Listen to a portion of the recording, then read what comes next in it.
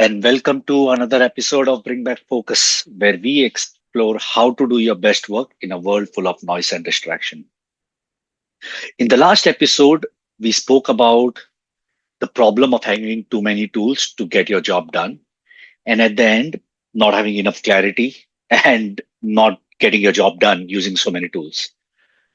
This week, or this in this episode, we'll go one step further and let's try to understand how do you attempt to solve this problem. It's a huge problem, it cannot be solved overnight, but how do you get to a system that works for you? Once you clear the clutter, which we spoke about in the last episode, how do you build something that actually works for you? So here is the reason why most systems don't stick, and I'm sure you all have tried multiple things, and a lot of them don't stick. And I've tried so many systems. It's like every perfect system that I found online, I've tried. Whether it be Notion dashboard, I purchased so many Notion dashboards. I've built task trackers, color coded calendars, and all of them looked really, really good. And for the first few days, they did work.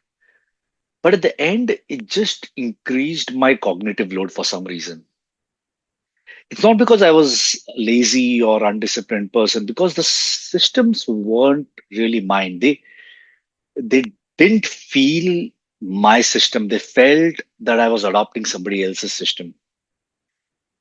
And it you feel that when you realize that it's not meant for my brain. My brain doesn't work this way.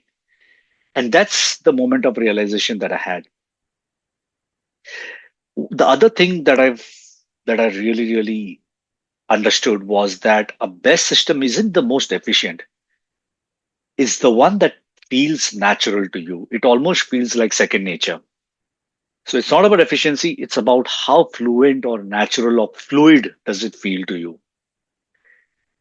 So what I do these days is a lot of my to-do list and tasks actually reside on my Remarkable tablet.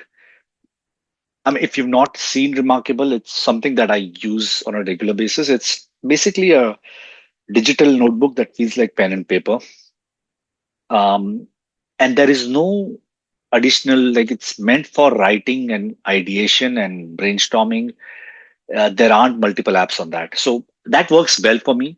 So I use that every morning before I start work, I go to my Notion, oh, sorry, I go to my Remarkable page and I write down the things that are most relevant or most important for me. I also have a habit where I write down three most important things that I have to do, and then others are to do list, and I may or may not get through them. But those three things are paramount important to me. And when I write it, it kind of slows me down and it also gives me time to think about what I'm writing. So that works for me. It's pretty simple and straightforward. It isn't the most advanced. It doesn't have like workflows or triggers that one thing triggers something else. It doesn't have any of that. But it really, really works for me and I've been able to adopt it. Let me give you another example now. So I have a friend who had the same problem and he tried multiple things, including pen and paper. Nothing worked for him. So what he did was he used Lovable, which is a vibe coding tool out there, and he built a to-do list that was very, very personalized for his workflow and how his brain operates. So he actually used ChatGPT to come up with the idea of what kind of to-do list will work for him. He took that and used Lovable to kind of build that front end app. It's crappy. It's used for his system. It's not something that can be used by anybody else. But the thing is, it's personalized and it feels natural to him. He basically described how he worked, what are the challenges he has, what works for him, what doesn't work for him. And it churned out that entire system. This story really stuck with me. So on one hand, I have something that I use, which is almost a pen and paper. And on the other hand, this person uses this custom build tool on Lovable. And both of them work because both of them feel natural. to the user. And that's what is important. How do you make your system feel personal and natural is the most important thing. And in the era that we are in today with the AI and everything, it's relatively much easier to build these kind of personal systems. So how do you build something that would work for you? I think what I would do is just spend some time analyzing how you work the best. Like go ahead, write about a day, a work day that has felt really good to you. What are the ingredients of those days? What are the characteristics of days that feel really productive or really useful? So write those down. Maybe it is when you get complete one big task, or when you go through your to-do list, or when you achieve something big, like whatever it is, write it down and then spend some time analyzing what is the common component amongst all of this and build your system around that. So maybe for you, it is completing one big task in a day feels very productive. So then your to-do system should have that mechanism where you have this one task, which is the most important, and then rest of them priority two, three, four, or five. You can use AI to do that for you, but you can also just decide that you'll use simple pen and paper or a simple task manager, like nothing fancy.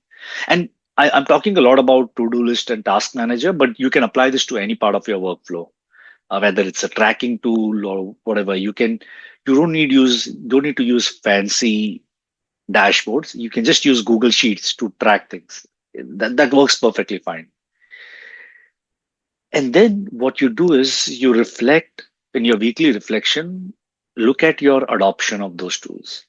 Have you been able to adopt? Does it feel natural to you? It's the most important question. Does it feel natural or does it feel heavy?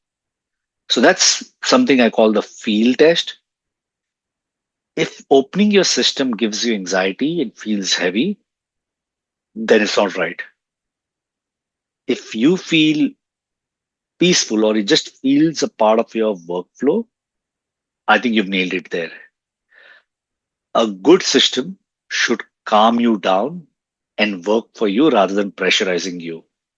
And I'm sure we've all had experiences of using systems and tools that actually pressurize us and feels it gives us anxiety. I would say stop using those systems. So what are some of the common mistakes I see? One is we over design, overcomplicate things. You know, a simple notebook is better than like a fancy multi-tabbed notepad or online tool. Second is you do not need to track everything. It's okay.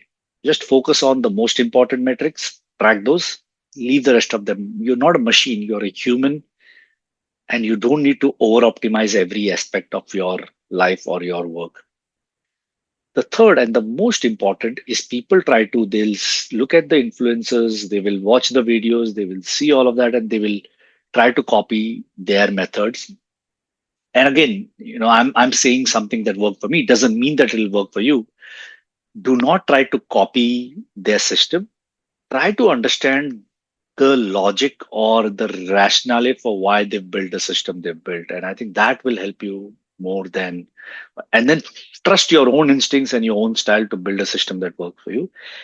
And do not switch every week. I think that's one of the things that I've grappled. I've switched so many systems. Just stick with one and use it for a long enough period of time to see whether it really works for you or it doesn't. So take a blank page, write down how your ideal day or the day that feels right looks like. When do you feel calm? You feel less scattered, you feel accomplished. Then reverse engineer of why do you feel the way you feel and build a system around that. It could be handwritten lists, it could be a custom AI tool like my friend built, or anything in between. It just doesn't matter. What matters is it personal to you? Is it natural for you? So that's the second episode in a series on digital minimalism. In the previous episode, we discussed about the problem of digital clutter.